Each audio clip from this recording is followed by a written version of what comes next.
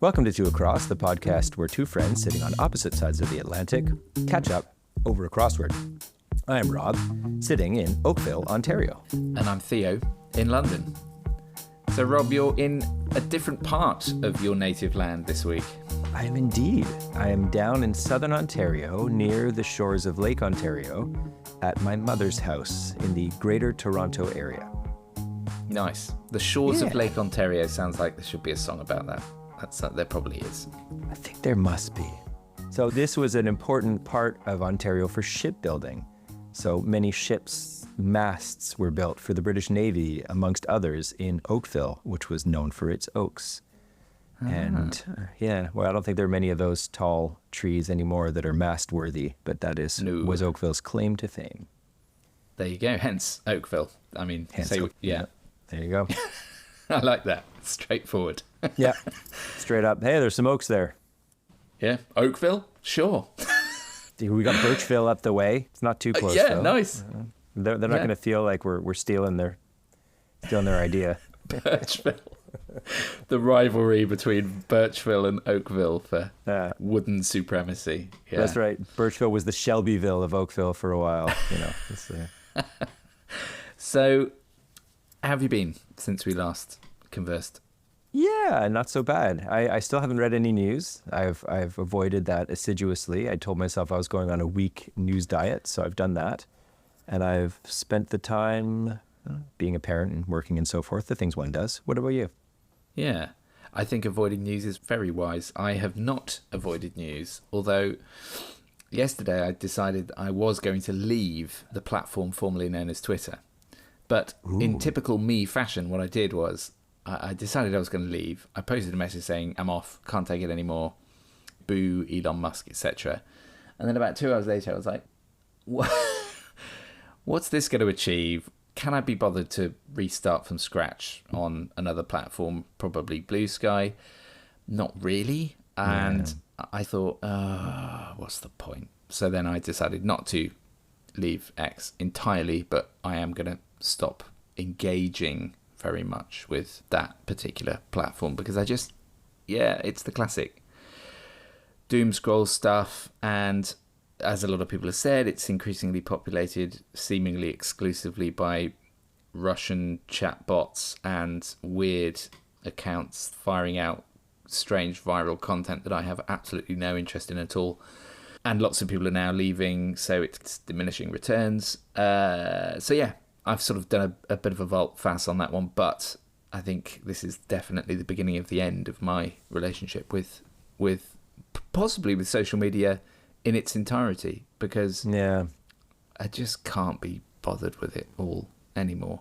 But it's difficult to disengage. So I've been having this reflection in the last week regarding music promotion and realizing that I do a very poor job of that. So I've a few years ago realized that I detest social media and I detest all of that aspect of putting myself out there. It's obviously different when you're engaged there to discuss with people, but when you're using it as a promotional tool, it becomes a very bleak sort of landscape, and you sort of feel like you're just standing in your soapbox yelling out beside everyone else. So sort of like that scene in Monty Python and The Life of Brian, Life of Brian, yeah. When there's the area where there's all the prophets standing in a marketplace and all of them are yelling out different things. Yeah. And there's the guy yelling like, fire and brimstone. And then there's the little guy and he's like, and it shall come to pass that a son will lose his father's hammer. And I feel like the social media is like that. Like everyone's in their box praying, preaching their thing, trying to get everyone around them and get an audience. And it feels pathetic. And then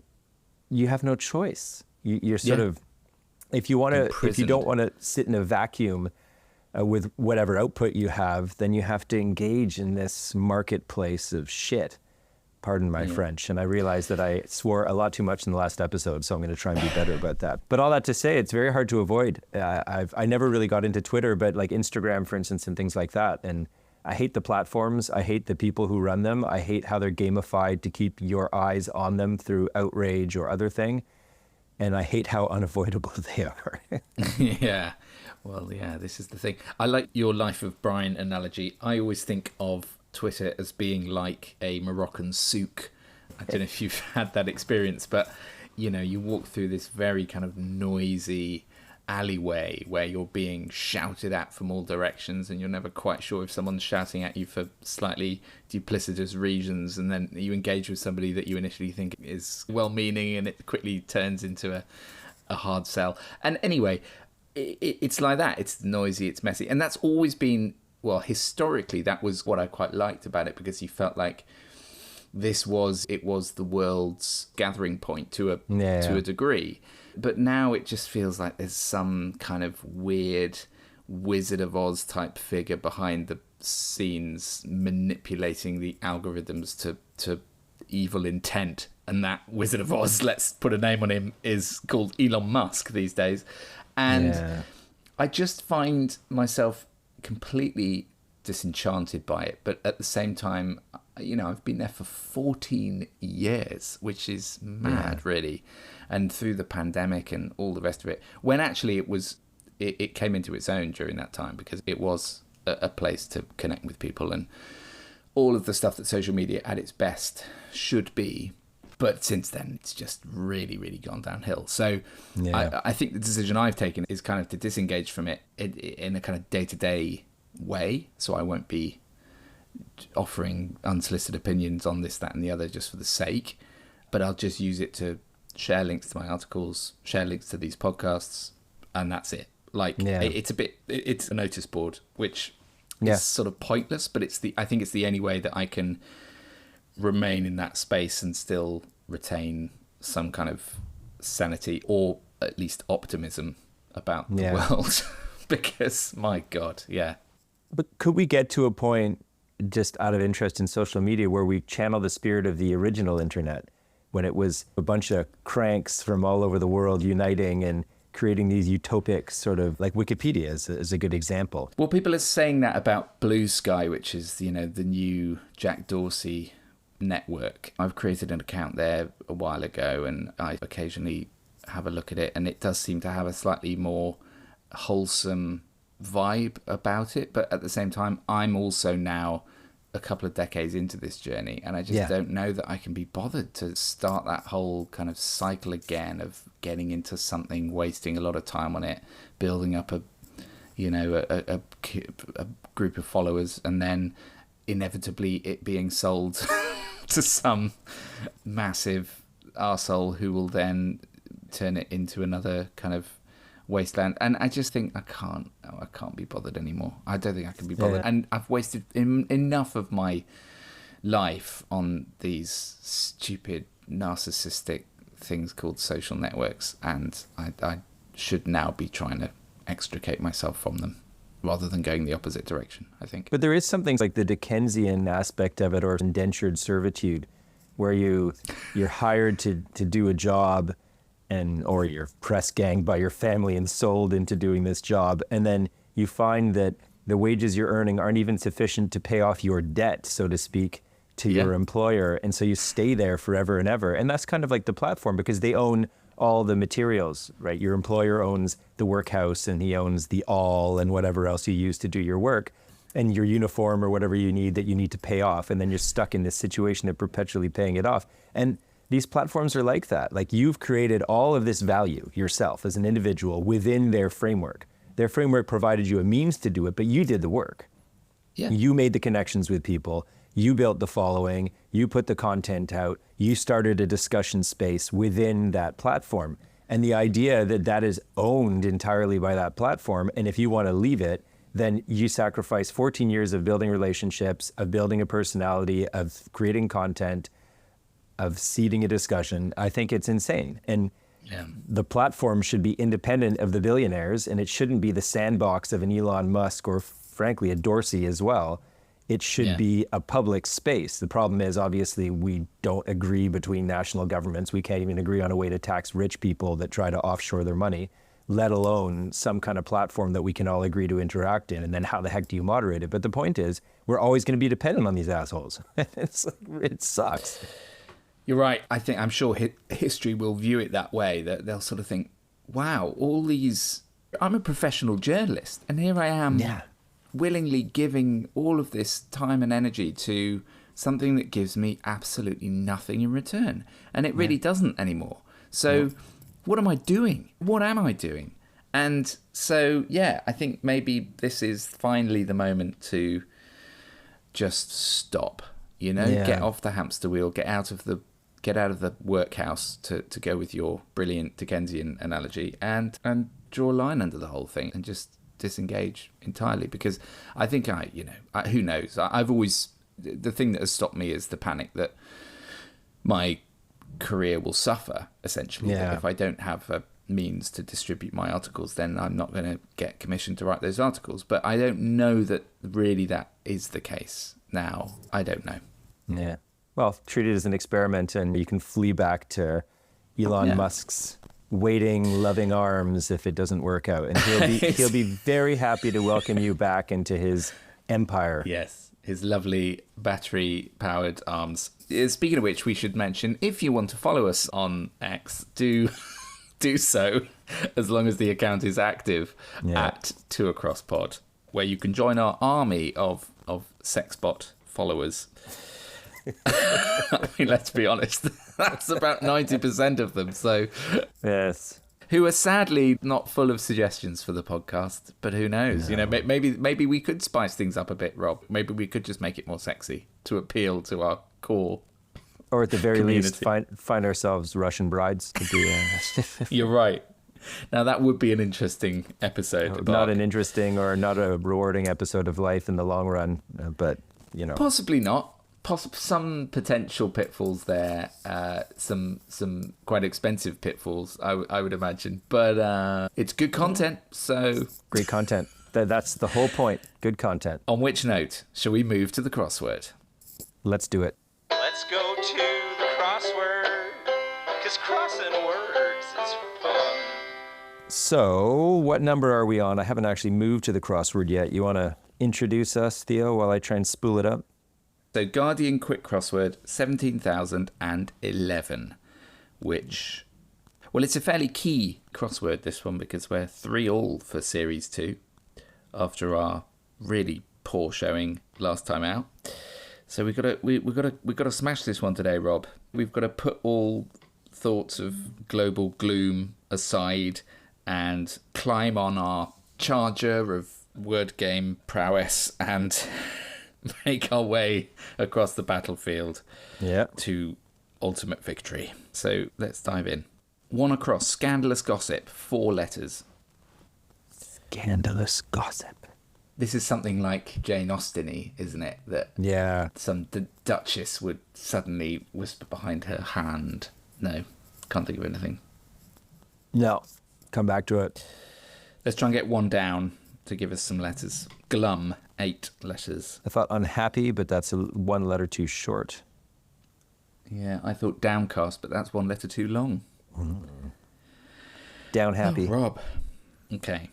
All right, well, let's look at, what about 2 down? Craving food is 8 letters long. Does famished fit? Yeah, I was thinking famished. But are you craving food when you're famished, or are you simply in desperate need of food? I was going to say, famished I would associate more with feeling starving rather than... Yeah. But I guess it's the same thing, isn't it? So, let's go with famished for now. Okay. What about 11 across, which is a triple worder, complex and problematic situation, 3 to 5. Not and if famished is correct, then the third letter is S. Which I don't like. No, I don't like either. The middle word is presumably an in. Yes, or an of. Or an of, yeah. Let's get what we can get. I think we just need 1, and then we'll start building. What about a semi-conscious state, which is 14 across, 6 letters long? I thought a stupor could fit there. Yeah, that's a nice thought. I've got a banker, which gets us quite a lot of letters. We need a banker. So 5 down. You'll probably know this as well. It's team known as Los Blancos. Is that Real Madrid? Real Madrid, exactly. Sweet. And apologize to listeners. There's some leaf blowing happening outside. So I quite like that sound, Rob. It's very autumnal. It is very autumnal outside of my window, actually. Oakville does have a lot of trees, so it definitely sticks close to brand. Oh, dear Oakville. All those oak leaves All those oak leaves. getting blown. Never quite seen the point of leaf blowers myself. I don't Well, quite see, know. it's interesting that you should mention that because we put river stone in our backyard and we have a tree there and the leaves fall all over it. And raking it up is impossible because you end up raking up the stones as well. And then Isabel said, why don't we get a leaf blower? And so I got a plug-in leaf blower. And it is incredibly effective for Right. getting There you leaves go. off of stone. It cleans it up in like 2 seconds. The whole yard, just blow it out. So I was never a believer in the leaf blower. I was exactly like you until I got one. Wow. And it changed my life. Stage your life. I'm delighted to hear that, Rob. And Yeah. I can see in your particular situation why a leaf blower would come into its own. I'm just so used to seeing guys with these, massive chimneys hurtling these leaves from small piles into big piles and never quite understanding what the ultimate... Yeah. And being able to pile them up and bag them up. There are techniques. If you watch people, and now I'm curious about leaf blowing techniques. And I saw someone with a leaf blowing tractor this weekend in one of Montreal's parks. And I would What? never have looked at this guy. It was like a tractor and it had a side exhaust that was actually blowing leaves. And he had this whole technique of how he was working the edges and curving his way back in. And again, I would never have spent any time looking at that. But having acquired a leaf blower this year, I'm very interested in technique. Wow, that sounds positively balletic, what he was performing there. That sounds beautiful. It was beautiful as he executed his pirouettes. Yeah, his tractor-based pirouettes. Look, we have not earned ourselves enough time. The right to gab. The right to gab. We have not earned the right to gab. So let's get back into this. So we've got Real Madrid. That's good. Yeah. So our complex and problematic situation. The third word now has a fourth letter of M. Correct. Did we get anything else around it? I'm hearing a strange scratchy noise, by the way. Are you? Yeah. It's probably my beard against the microphone. Let me see if I can keep myself That's straight. what it is. Yeah, I think that's exactly what it Yes. is. Not a problem I have, listeners. I'm using the field recording kit this week, listeners, so apologies for any beard scratches. What about Yeah. 6 down? What bookies provide? 4 letters long. So they provide a stake or a bet or I don't know. They also provide the odds, Oh, odds. like the Yes. odds-on favorites. Of course. Well done. There's actually an interesting thing on the fact that markets did the best job of predicting Trump's win. That the Economist Yes. had done a basket of stocks that would likely to do well under a Democratic win and a basket of stocks that would do well under a Trump win. So the Democrat stocks have green energy and things like that. And the Trump stocks had things like prisons and firearms and, because obviously there's private prisons in the US. Yeah. And that portfolio, and oil, exactly, was way outperforming the Democratic portfolio in the lead up to the election. And they were right. So there you go. They were. Well, I think I mentioned last week, I nearly put a bet on Trump just so that I would have a kind of silver lining if he did win. And Yeah, a hedge. I didn't in the end because I didn't want to profit from it in some way. But Yeah. I wish I bloody had. Might as well get something out of And this a thing. large one. Yeah. But never mind. Alas. By the way, scandalous gossip. Oh, no, we've decided famished is possibly not the word, haven't we? I think it's probably not the word. Magnificent, Theo. 8 letters long. Boy, thank 4th you. letter R. Yes, absolutely magnificent. Well done. Well done, boy. 6 down, or sorry, 6 letters O. So 4th letter R, 6th letter O, 8 letters long for magnificent. No. So we've got to get somewhere where we can start to really bust this open. We've got an aberration, which is 15 across, second letter D, 6 letters long. I was thinking oddity, but that takes 1 D or 2 Ds? It's 1 D, right? 2 Ds. Is it? That would work, yeah. Okay, an oddity. It gives Y as the second letter of a combination of symptoms, but I think I know what that word is too. Go on. It is a syndrome. Oh, yes, of course. Yes. So that's what a syndrome is, when a lot of symptoms come together, to conspire together to create a syndrome. It's bent when genuflecting, 23 across, bottom right, 4 letters ending in E. Knee. When you bend the genou. I'm watching the new series of Wolf Hall at the moment. Oh, are you? And there's a lot of genuflecting in that. I bet. It's very good, I have to say. I was debating getting into the final book, which we've had for 4 years sitting on a shelf, that Bring Up the Bodies, but it's so freaking long that we haven't been able to do it yet. It's a doorstopper, isn't it? And, well, the new series is based on that, I think. So, Is it it's the last one? It's the end of Cromwell? So it starts with the execution of Anne Boleyn and ends with the execution of Cromwell. Oh, dear. Assume. If history is to be believed, then yes. Execution of many people, actually. So Indeed. 12 down is a non-combatant. It is 8 letters long. The second letter is I, and the final letter is N. Citizen? Or civilian. No. Or civilian, obviously. Yes, of course. Civvy Street. Yeah, I think that would work. 17 across, made dull and ineffective. It is very long. It's 10 letters long. And if we could get this, it would be very helpful. Its fifth last letter is an I, a space and then an I, a space and then a D. So I thought this could be something ified, nullified, or nullified doesn't fit. It doesn't, unfortunately. Because that would fit with the clue, I think. And no, stupefied doesn't really work. No. Okay, let's try and get another letter. What about very easy? 10 letters long, and it is 10 down. Let's see if this is very easy. Straightforward? Is that too many letters? I think that's too many letters. It's good, though. What about infantile? Oh, that's not really easy. That's sort of facile. Very easy. Uncomplicated. Yep. I don't know if that fits, though. I suspect that's going to be too long. I think that is too long. It's a good word, though. Damn it. Facing, 22 across, 8 letters long. Facing. Opposite? Yeah. Worth a pen, I think. That would put an O as the last letter of a 4-letter word for a parrot. Or for to parrot, for instance, to echo. Oh, yeah. What do you think? Yeah, I think that's brilliant. Okay. Sorry, I'm struggling because my phone has suddenly decided to start translating everything and I don't quite know why. I can't get the keyboard to work. It's very bad timing. Okay, I'm back in. So that's echo. Yeah. And then opposite. 20 across, come together, 8 letters long. Come together. Always Right wondered what now. inspired that lyric. Who inspired that lyric? No, I've always wondered what inspired that lyric, thinking the teenage boy in me, mainly. Thinking what inspired Paul McCartney to sing Come Together right now, over me.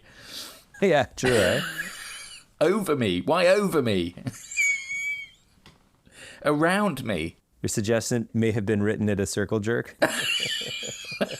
Look, Rob, I wasn't gonna put a finer point on it, but since you've done that, Leave it to the brash North American, Theo, to spell it out. the uncouth New Worldsman to go there. You went there, and fair enough. I've been there, Yeah, and I'm come Have out you? unscathed. Well, that's. Sorry. I think that's later episode fodder, Theo. We don't. That is later episode after our Russian adventures. Yes, exactly. So come together, starting with C and 8 letters long. So commingle. Cohabit doesn't work. It's got to be something with a co. Well, what about coalesce? that? Would be good. That would be really good. What about card game, 4 letters long, ending in P, or lose one's self-control? Ooh, it could be snap. Yeah, snap. Perfect. It's not coalesce then. Come together, condense? No, that's not really. Conflab? No. Conflate? Conflate, yes. But then wouldn't that be more to bring together? Okay, well, let's... Okay, what about get off? 16 down, 6 letters long, ending in T, and it would be a third last letter of T if conflate were right. Get off. Back to our come together, for that matter.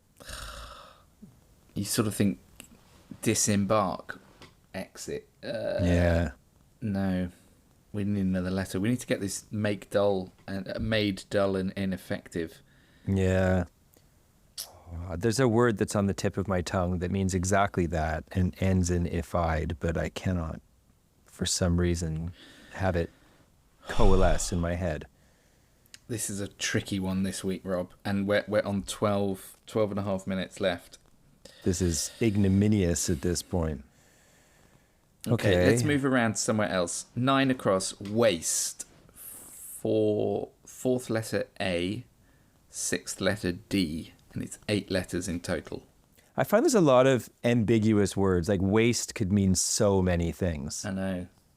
It could be a verb, it can be a noun, it can be... It's a lot of things. So it can be, obviously, garbage or rubbish or that sort of thing, but it could also be... Squander. Like squander. I was about to say spurn, but obviously squander. Lovely.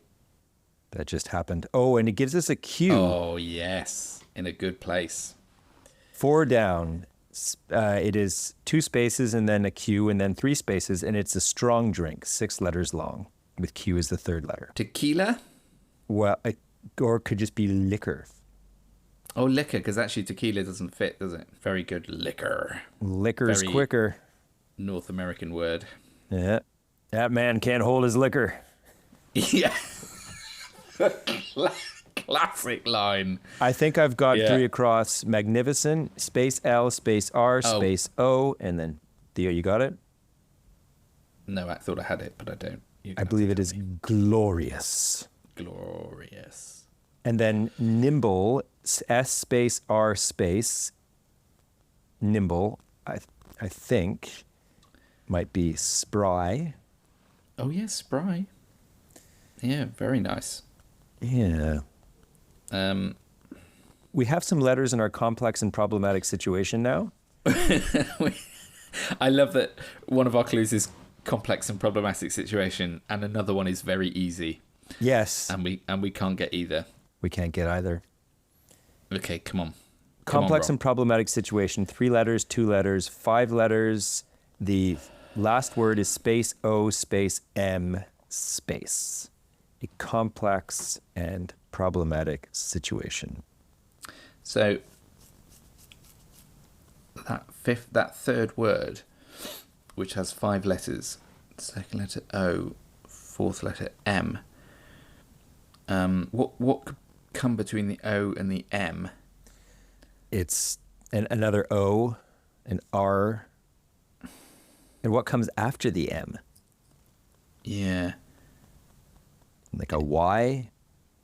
Oh, it's going to be one of those This is just very colloquialisms that possibly. I'm not with it today, Rob. I'm not feeling on form. No, I know. I'm okay, let's scout around. Yeah, the first word that's coming to mind on a lot of these won't fit. Sort of glum is 8 letters long, and I cannot, for the life of me, figure that one out. Anyway. No. Made dull and ineffective. You know, like I know, I'm just looking at that again. Blunted or... What's that? It's similar to nullified, but is there another way of saying that means you've kind of... I mean, stultified? Yes. Would that work? Yes, that would work. It does fit, doesn't it? Yeah, it's the word. Okay. I'm committing to this. We have to. We have no choice. Stultified, yeah. Well, so get off now has a second letter of L. So it's 6 letters long, second letter L, last letter T, and it is get off. A light. Oh, yes. Lovely. Well done. Little, for those who have ridden on British trains. Interestingly, I was on the train in Toronto yesterday at Union Station, and they had just a very simplified version of the exact same thing they say in London trains about if you see something that looks off, speak to a member of staff, see it, say it, sort it. But they say, if you see it, say it. So they've made it a bit shorter. That creates a slight issue, not an issue. It's a light is definitely right, but we need conflate doesn't work. No. So it must be. Well, commingle still, no, it doesn't. Shoot. The G is in the wrong position. So it's con, 3 spaces, G space. Come together.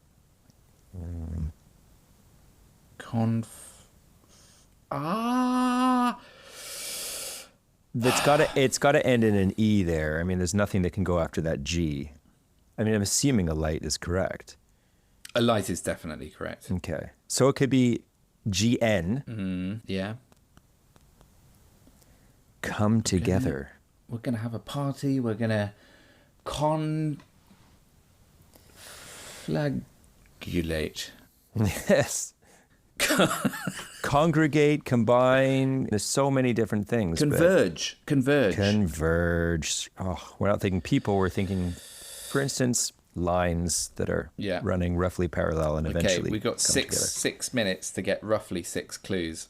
Okay, very easy. 10 down is 5th last letter T, then space E, space S. Yeah. Very easy. I'm just very quickly going to do 21 across, which is a store for fodder. Blank I, blank silo. O, so silo, yeah. Yeah. And, so very easy. I still feel like we need just one more letter on that to... What if it ended with TLESS? Very easy. Doubtless. Which doesn't really work with that clue. No, it doesn't. But I like your thinking. I like your thinking of... Oh. Very easy. We'll get it. Come on. Okay. Right, complex and problematic situation. I'm going to look at that one in a bit more depth. Okay, 5 minutes. All right. I mean, this is still possible. Yeah. I'm almost wondering if I'm not ready to put in that stupor. I've got it. I've got complex what is it? and problematic situation is a can of worms. Oh, yay. Can of. Well done. Yeah. It was that third word, I mean. Okay. That means 10 down is now... Oh, I've got 1 down. Go on. Glum. It is Glum. 8 letters, 4 spaces, C space, S space, because I think stupor fits, and I think it's downcast. Oh, yeah. It was staring at us all the while. Yeah, I think that's good. So that means scandalous. Oh, scandalous gossip now begins with D, so that must be dirt. Dirt, and I think I've got 10 down. If you look at it, you might see it as well. So it's space F, space O, space T, space E, space F. Very easy. S, sorry, ends it with S. No, you're going to have to tell me. It is effortless. Effortless, yes. Hey, Theo, we now have 2 left. And we have 3.5 minutes. No, we've got 4. Hang on, which one did you say? Oh, ravenous for craving food. Oh, did you get that? Was that one? Oh, I did just get that. Wow, that just happened. Okay, sorry, I wasn't sure which other one you had. It was because you said stupor, didn't you? Yeah, I said stupor. Fine. Okay, so and then we have 1 more to do, which is rippling. It is W space V space.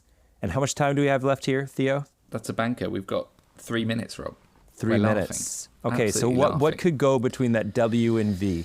It's got to be a vowel. Be woove. Woove. I think that's pronounced wove. Wove. And I don't know that means rippling. Do they mean rippling with respect to muscles, for instance? Right, I'm stopping the clock. 2.5 minutes. Oh, come on. We don't want more drama. Oh, Rob, we should have eked it out. All right. But I think we're good to go. All right, so rippling for listeners, W space V space. Are we going to leave that to listeners to divine, or shall we reveal it? Because we don't want to leave anyone on tenterhooks. I think we can probably leave that one to the listeners to divine. All right. Rob. Listeners, I don't think we need to. Divine away. If you need any assistance in your divination, for instance, if you need to disembowel a goat in order to do that, I'm sure you can find some help on social media. So, shall we check all? I think we should.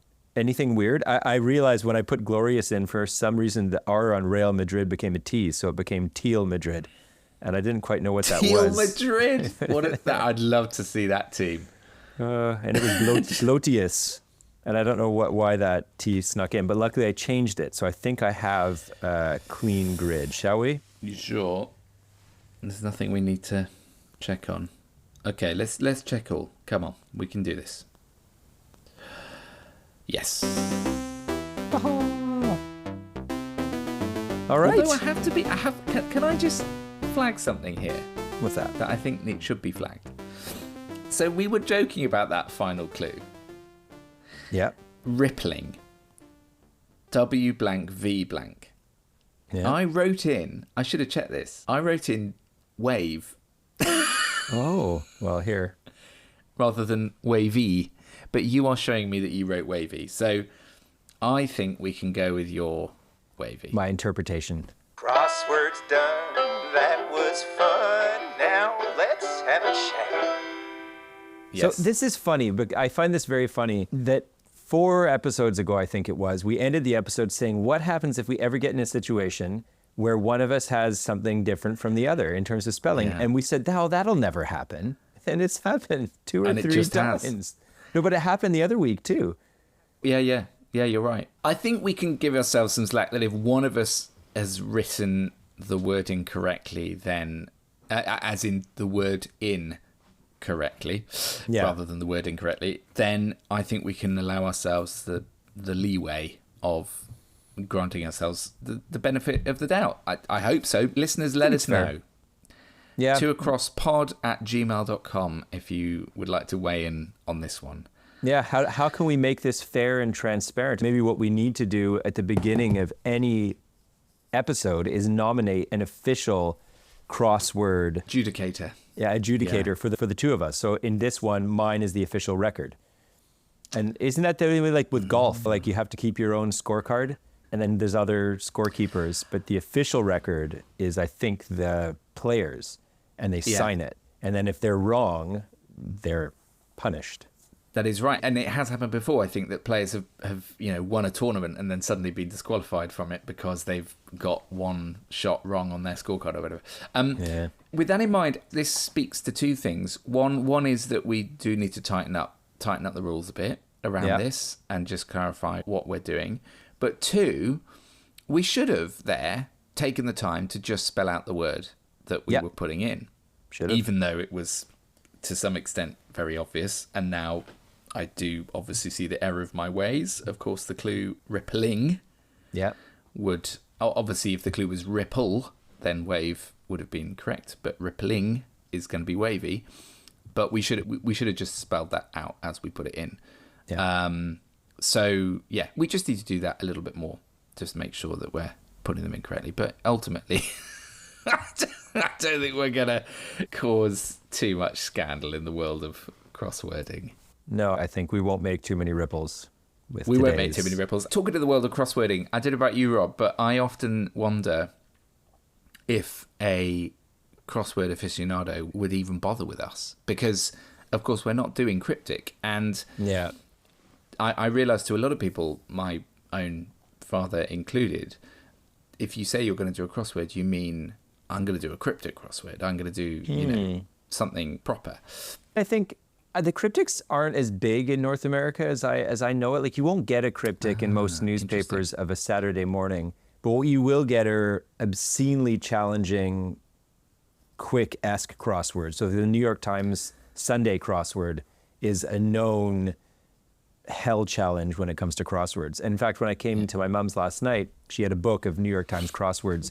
And I was trying to get through one yesterday, and it was devilish. I couldn't make much headway into it. So I think it depends what you're doing. These quick ones are designed to be done on the tube on your way to work or at the table in the morning while you're having your breakfast. So it is a sort of format that gives itself to haste and speed, but there's always some ponderings. I mean, I think if one of us were doing this on our own, we would probably not solve it in half an hour. I don't know. Although we wouldn't be gabbing as much, so. I do occasionally do them in between episodes and always find it's obviously much more of a struggle without you, but also, yeah, you just tend to doubt yourself and gaps in your knowledge become more glaring. And I certainly would find a cryptic crossword. I know something of cryptic crosswords, but it's always struck me as a much more kind of mathematical form. Yes. You need to know the rules and you need to know what the various every clue works on multiple levels. And I don't think I can really. No, I mean, the thing about the quick is it's the wordplay, which is interesting. Yeah. I mean, it's knowledge of words and synonyms and vocabulary, which I find interesting, with a little bit of general knowledge thrown in for good measure. And that's more to my tastes than, the sort of mathematical aspect of a cryptic. Any final business? Final business? No, not much on my side. Anything happened? There's something that came up this week, but I cannot for the life of me remember it. And so I'm going to have to jog the memory and throw it into maybe our next discussion. We're getting to that age, Rob.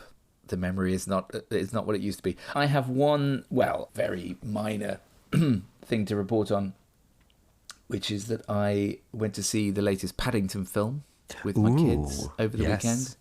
Paddington in Peru. Now, it interested me because something else that I know you've been avoiding the news this week, but if you had been reading it, you would have seen a story about the UK celebrity chef Jamie Oliver, who has written a book, a children's book. And if you could see me, I am using quotation marks around written because I think the general suspicion is that it was probably ghostwritten on his behalf. But anyway, the children's book has been published bearing the name of Jamie Oliver. And it has, long story short, the book has caused offence to the indigenous people of Australia because there's a subplot within it whereby a character gets effectively kidnapped from an indigenous community, and apparently the language used around this is very cliched and is anyway, it's caused great offence. Did he use some Johnsonisms when he was describing the people? Not quite that much offence, I don't think, but in the example I read in the news in the news article, the word magic was used to describe the way that they interacted with the natural world around them, and I think it was, you can see that how the portrait could be seen as being offensive. Anyway, the book has been pulped, so it's been withdrawn entirely from sale. The publisher, I think it's Penguin Random House, have put their hands up and said, we got this badly wrong. It should have been picked up before it went to print. And the whole thing has been withdrawn from sale. My problem with that is that it was ever commissioned in the first place, frankly. Yes. Being someone with a children's writer as a grandmother, I feel particularly strongly about the celebrity publishing bubble which has inflicted itself upon children's publishing in particular, I think, more than any other sector of the publishing world. And I always see these books getting commissioned and just think, come on, this is just, it's above anything else. It's offensive to children's writers because you're implying that anybody can do it, which they really can't. They can dump their tripe on unsuspecting children. Actually, I read a good book of essays by Philip Pullman, and he alleged, and he's written quote-unquote children's books because he views his books as books and not specifically aimed at children. But his contention was writing books for children is really challenging. To write a great children's book is as challenging as writing any great book. It's not just you need to dump stuff on. It is an art form in the same way that any other genre of fiction is an art form. And not the province of lesser writers. Not the province of lesser writers, most certainly, or shouldn't be anyway. And unfortunately, And I don't want to say every celebrity is incapable of writing children's books. Of course, that's not the case. But when it's somebody like a chef, in the case of Jamie Oliver, nothing against the guy, but come on, clearly he's not a skilled children's author. Otherwise, he would have made his money doing that and not doing cookbooks. So anyway, the reason I mention it in relation to Paddington is because Paddington in Peru is obviously set largely in Peru. Yeah. And doesn't quite do the whole like indigenous thing, but the spoiler alert, Paddington does end up coming across what is called a tribe of bears who live in the rainforest, and that is the sort of happy ending of the film, I suppose. Right. He finds his people.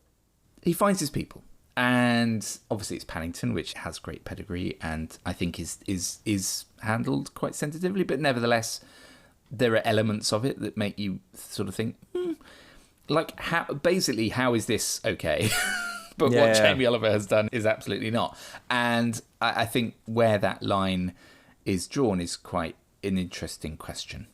Yeah, I think it's interesting reflecting on obviously the events of the last week and the decision taken by our fellow English-speaking former British colony with regards to the person that they want to have lead them. And it's that, in a sense, part of it can be seen as a repudiation of wokeness. Like there is I'm not saying that all people who voted in that direction felt that way, but I think a certain proportion did. And so you have a very strong current, at least in that society, of pushing back against that. And then you have the spheres that we travel in, which are very sensitive to every single aspect of tone, and they should be. I think it's completely inappropriate for a white guy, whether ghostwritten or not from the UK, to be in any way setting anything in an indigenous tribe in Australia. Like, just don't.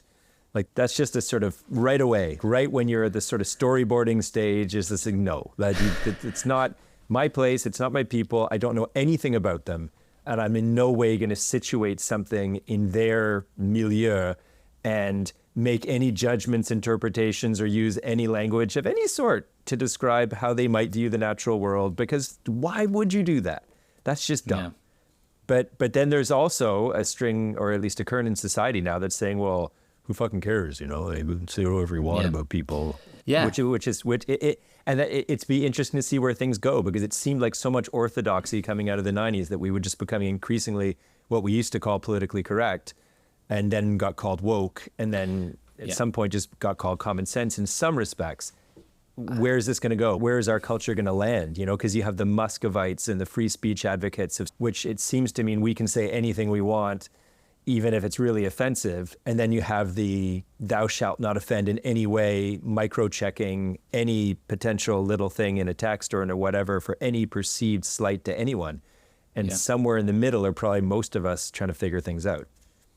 Well, I was just going to say, I think what's really the real casualty of this culture wars debate is nuance. It's middle ground. It's the idea that we all can together work towards sensible answers to these questions, and in a way that is both sensitive but also not completely mad.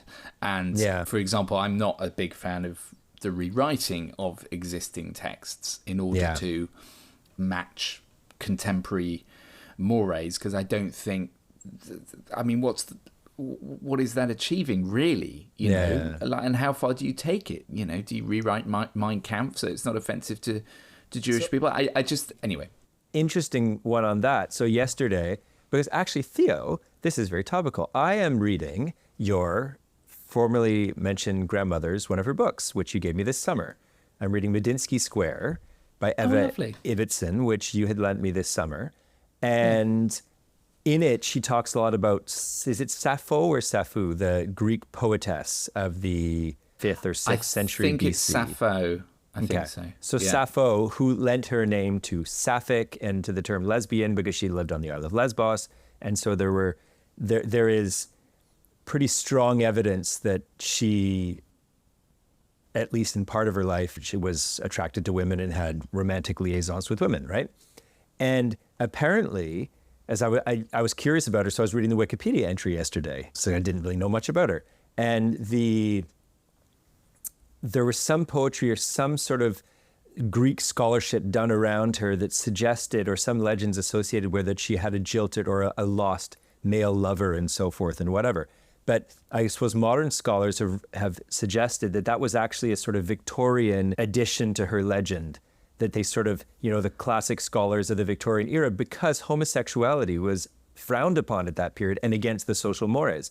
And so they reinterpreted Sappho or her life to make it look like she was a heterosexual woman with a tragic male lover, which many historians now believe was not the case, and that she was probably gay was likely the case. And so I found that interesting. So every generation, we're constantly rewriting all these past things to suit the ideals of the day, as opposed to letting things stand and saying, well, they're representatives of the ideal of that day. And we have something to learn from that. And censoring it all is perverse. And it undermines the richness of humanity and the fact that, sometimes we do fucked up things, like in previous eras, we've been really messed up. But if we can't see all of that and then juxtapose it with today, we can't understand how far we've come or understand that things are imperfect, which is, again, nuance. You've just summed it up perfectly. And just to round off the whole Jamie Oliver thing, I thought actually, just going back to our very initial conversation, a lot of the reaction to this story has taken place on the platform X, and among them was some wag wrote, unfortunately, this means that Jamie Oliver is now going to have to read his own book. just so he knows what he's apologising for, which I thought was quite funny, but possibly not entirely fair to Jamie Oliver. But nevertheless, an interesting one to end on there, Rob. And I'm delighted that you're reading Medensky Square, because it's the one that she always considered to be her best book, and also the only one she wrote in first person, which I think she does very, it's brilliantly very well. written. It is brilliantly written, and diuretically written. Exactly. In classic Eva Ibbotson style, the plotting is kind of secondary to the form. It's really about the observations she makes and the humour that it contains and all of that good stuff. But anyway, I'm thrilled that is providing you with some measure of comfort in these otherwise dark times. As is this podcast, I have to say, Rob. Indeed. So, thanks as always. Well said. Do you want to sign us off? Yes, sir. So, friends, Romans, countrymen, thank you very much for being with us today. We always welcome your feedback. If you have anything that you would like to share with us on the platform formerly known as Twitter, @2acrosspod, all spelt out, or 2acrosspod@gmail.com. And until next time, have yourself a great week.